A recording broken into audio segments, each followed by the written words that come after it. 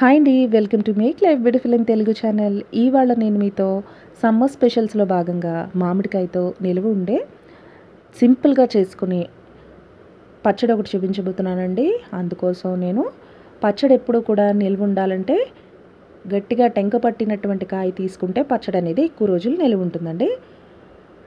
చక్కగా తీసుకుని వాష్ చేసేసుకుని ముచ్చుకది తీసుకుని క్లాత్తో తుడిచేసుకుని పక్కన ఆరబెట్టుకోవాలండి. ఈలోగా మనం ఆవపిండి అలాగే మెంతిపిండి ప్రిపేర్ చేసుకుందాం. అందుకోసం ఒక పెద్ద స్పూన్ ఆవాలు, ముప్పావు స్పూన్ వరకు మెంతులు తీసుకున్నానండి. వీటిని డ్రై రోస్ట్ చేసుకుంటున్నాను. విడిగా చేసుకుంటే కొన్ని మీ దగ్గర విడిగా ఉంటే డైరెక్ట్గా యాడ్ చేసేసుకోవచ్చండి. అదొక స్పూను, ముప్పావు స్పూన్ వరకు మెంతు పొడి యాడ్ చేసేసుకోవచ్చు. లేని వాళ్ళు ఇలాగా డ్రై రోస్ట్ చేసి రెండు కలిపి పౌడర్ చేసుకోవచ్చు. మనకి ఎంత క్వాంటిటీ పడుతుంది అనేది మనం తీసుకునే మనకు వచ్చేటువంటి మెజర్మెంట్ మామిడి తురుము క్వాంటిటీ బట్టి మనం చేసుకుందామండి. చక్కగా పీల్ చేసేసుకొని పెట్టుకోవాలి. అలాగే మనకి ఏ సైజులో కావాలో ఆ సైజులో చాప్ చేసుకుంటే సరిపోతుంది. ఇంకా చిన్నగా కూడా అవుతాయండి. ఆ చిన్నగా కావాలనుకునే వాళ్ళు ఇలా చేసుకోండి. నేనైతే ఈ సైజులో చేసుకున్నాను. చక్కగా ఇలా తురిమేసుకుని పక్కగా పెట్టుకోవాలి. మనం ఇప్పుడు మెజర్మెంట్ కోసం ఒక బాక్స్ లాంటిది కానీ ఒక బౌల్ కానీ తీసుకోవాలండి. నాకు ఈ బౌల్తో 2 బౌల్స్ వచ్చినాయండి. 2 బౌల్స్ మామిడి తురుము అనేది వచ్చింది నేను తీసుకున్నటువంటి 4 కాయలకి.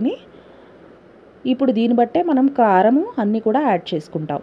మనం తీసుకున్న 2 కప్పుల మామిడికాయ తురుముకి మనకి పావు వంతు అంటే పావు కప్పు వరకు కారం అనేది పడుతుందండి. పచ్చికారం తీసుకోవాలి.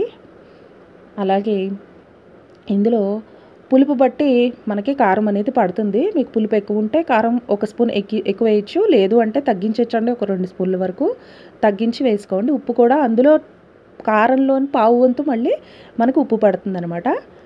అలాగే ఆయిల్ వచ్చేసి ముప్పావు వంతు ఆయిల్ పడుతుంది.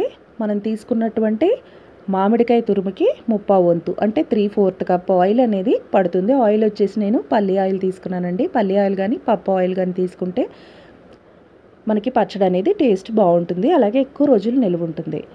ఆవాలు, జీలకర్ర, అలాగే ఎండుమిర్చి, కడిగి ఆరబెట్టుకున్నటువంటి కరివేపాకు ఇవి వేసేసుకోవాలండి.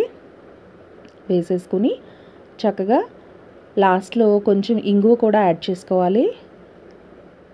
మనకి పోపు వేగిన తర్వాత స్టవ్ ఆఫ్ చేసేసుకొని ఈ పోపు అంతా చల్లగా అవ్వనివ్వాలండి. పూర్తిగా చల్లగా అయిపోవాలి.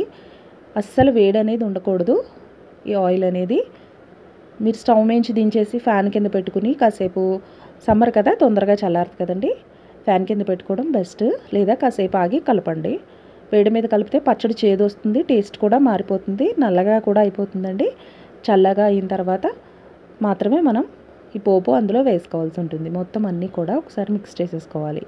సాల్ట్ ఈ టైంలో మనం సాల్ట్, కారం అనేది చూసుకోవాలండి. మనం తీసుకునేటువంటి మామిడికాయ పులుపు బట్టి మనకు సాల్ట్, కారం అనేది అడ్జస్ట్ చేసుకోవచ్చు. 1 నుంచి 2 స్పూన్లు తగ్గించడం కానీ, పులుపు ఎక్కువ ఉంటే కారం, ఉప్పు కొంచెం యాడ్ చేయడం కానీ చేసుకుంటే సరిపోతుంది. అలాగే ఆవపిండి, మెంతిపిండి చేసి పక్కన పెట్టుకున్నాం కదా, అది కూడా వేసేసుకుని మొత్తం అన్నిటినీ బాగా మిక్స్ చేసేసుకోవాలి. 1 గంట తర్వాత మీరు దీన్ని చక్కగా వేడివేడి అన్నంలో సర్వ్ చేసుకుని తినచ్చు. 1 రోజు తర్వాత ఇంకా చాలా బాగుంటుందండి. చాలా సింపుల్గా ఎవరైనా సరే పెట్టేటువంటి మామిడికాయ తురుము పచ్చడి తప్పకుండా అందరూ ట్రై చేయండి. నా వీడియోస్ కనుక మీకు నచ్చినట్లయితే తప్పకుండా లైక్ చేయండి, షేర్ చేయండి, అలాగే సబ్స్క్రైబ్ చేయండి.